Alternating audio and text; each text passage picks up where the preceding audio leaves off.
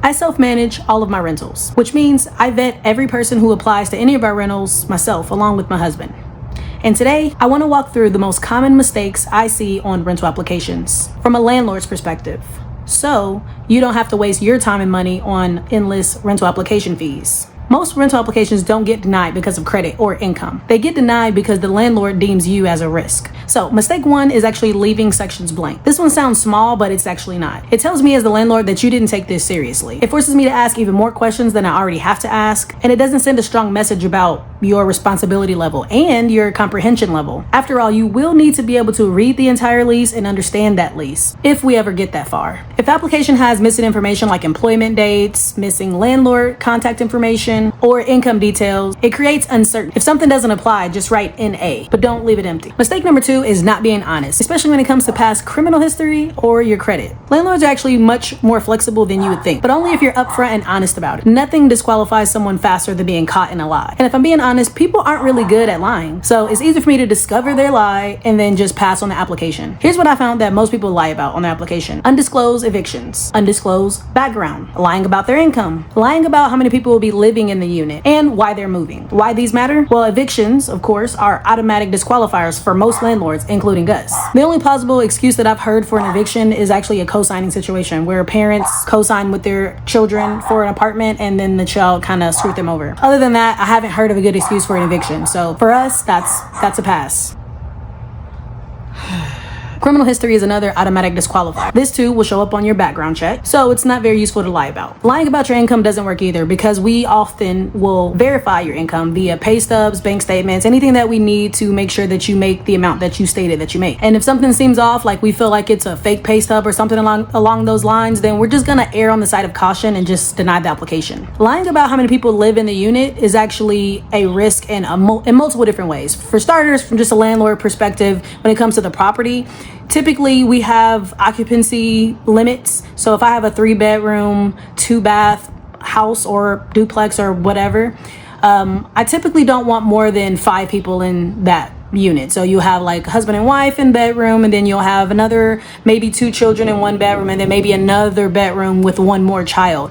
And that's kind of about it. Having 2, that's just too many people. That's gonna cause way too much wear and tear on the property. So those types of things matter, and we know that applicants know that as well, and they try to stuff as many people into a house as possible to save on costs and rent and all those things, and it's just not going to work. We're gonna find out. Even if you're able to move in and still move all those people in there, it's gonna be a breach of lease. So I wouldn't try it. Just be honest about how many people that you have, and if the place is accommodating for that amount of people, then it'll work out. The other issue we have with people lying about how many people are living or that will be living in the unit is that it poses a safety risk. So we have to run background checks on every adult that's over the age of 18. The only exception to that would be an 18-year-old that's still in high school. Other than that, we have to run the background check. And if there is an adult that lives there that has not been run through those checks and they pose a safety risk, then that becomes a really big problem. So don't lie about how many people are going to be in the unit, especially when it comes to adults. Last is lying about why you're moving. So there's plenty of good reasons on why somebody would leave their last residence and move into another. If you're living with family and it's just time for you to leave the nest, that's plausible. Or if you just fall on hard times and you're leaving your home or your family's home to finally strike back out on your own, that's plausible too. If you're leaving state, you are coming from Texas and moving to Oklahoma, that makes sense. Super easy to prove. If you are getting a job promotion and you're wanting to move across, or needed to move across town because of your new job, whatever the case is, all of these things are easy to prove, and they all don't raise any red flags. But there are a few answers that kind of raise red flags. Anything that kind of veers into like, I didn't like my last landlord because of this, or this place wasn't in good condition, and and then I see that you've lived there for like 3 or 5 years. I'm like, so you lived in the place that was falling apart for the last 5 years? It's just certain things that just make you ask more questions. So if you don't have a standard reason or excuse for moving, then it might draw a little bit of red flag just for us to dig deeper into. It doesn't mean that you're going to be disqualified. It's just we want to know what's really going on. A lot of people try to leave a place that they are currently behind on as far as late on rent or have some ongoing legal battle or whatever the case is, and they try to hurry up and move to a new unit before whatever's going to hit their credit is going to hit their credit. So that's what we're looking for. We're just trying to make sure that you're not trying to hurry up and escape your past situation to move into ours and then become our problem. Number 3 is bad or no landlord reference. So same as what we just discussed before, we're looking to make sure that you had a good relationship with your last landlord, or even if it really was a bad landlord situation, we just want to know more about that and make sure that everything's on the up and up and that we're not inheriting a bad tenant. So if you don't have a past landlord, or if you live with family, then just explain that ahead of time, and that's just a hurdle that we're just gonna have to get over. But I would advise you, if you are living with family, don't use them as a reference. It's just obviously it's just too much of a conflict of interest. They're obviously going to be biased towards you as being family. So I would just say you don't have a past landlord because you live with family, and then just move on from there. Mistake number 4 is applying before you're ready. So this happens because people are in a rush for whatever reason, or they just really like the unit but they don't have their stuff together. You know that when you're moving into a place, you're going to have some level of deposit, security deposit to move in. Typically security deposit plus first month's rent. So if you don't have those things and you apply, then you run the risk of someone else applying who is qualified and ready to move in, of them getting the unit over you. So if you are not ready to move, meaning you don't have the deposit in hand, then it's probably best to not apply just yet.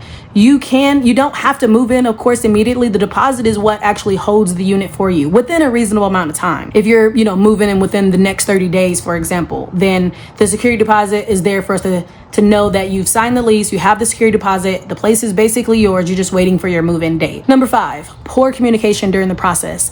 This is actually a personal pet peeve of mine. I hate when people put in leads and then just never respond. Like, you contacted us via Zillow or one of our, sources out there, and then you just never respond. Or you may respond once and then never again. You don't answer the phone when we call, you don't answer any emails, you just, go ghost. And then maybe respond later, like a week or 2 later, and ask if the unit is still available. Well, no, it's not available. Typically, by the time we get to the application stage, this shouldn't be the case, but you'd be surprised. A lot of people somehow get busy. They literally pay to apply and then just go ghost. So if that's you, then obviously there's no wonder on why you're not getting a place rented to you. Also, for me, the other reason why it's a big pet peeve of mine is because I feel like it shows me what type of personality type you are. If you're difficult to reach while we're going through the application process and you haven't even moved in yet, then you're probably going to be a tenant that's difficult to reach